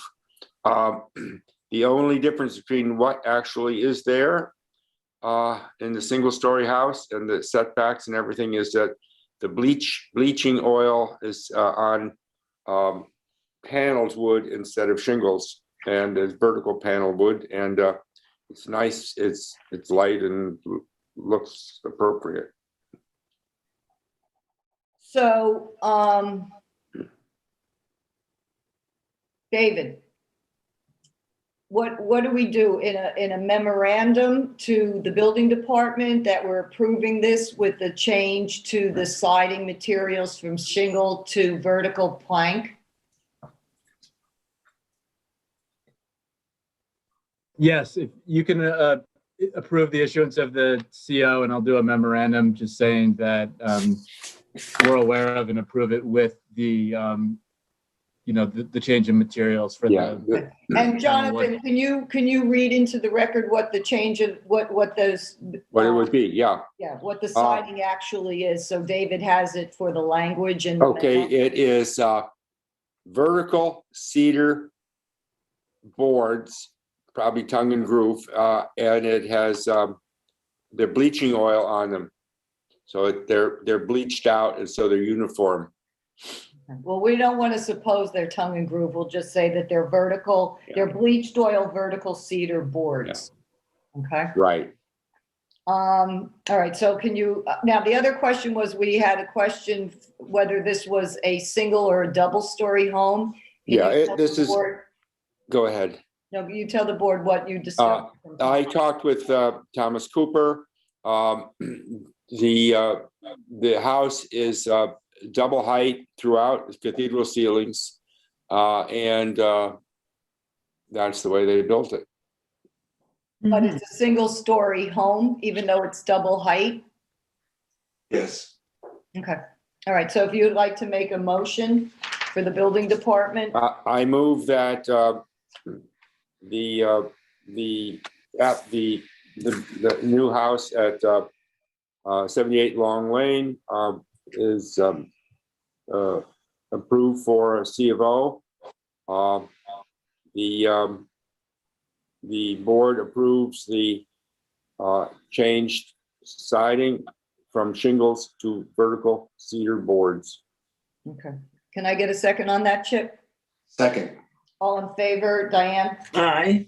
Esperanza? Aye. And Betsy, aye. Okay, I think that's it. So I'd like to make a motion to close the meeting of today, which is March 11th at, I believe, 6 p.m. Michael, did you want to say something? No, that Was that wasn't me. No. Oh, David. All right. Yeah. All right. It's fast. I second the motion, by the way. I second the motion. Thank you, Esperanza. All in favor? Aye. Aye. Aye. All right. Good night, everyone. Thank you so Good much. night. Kyle, Good night. thank you so much. Wow.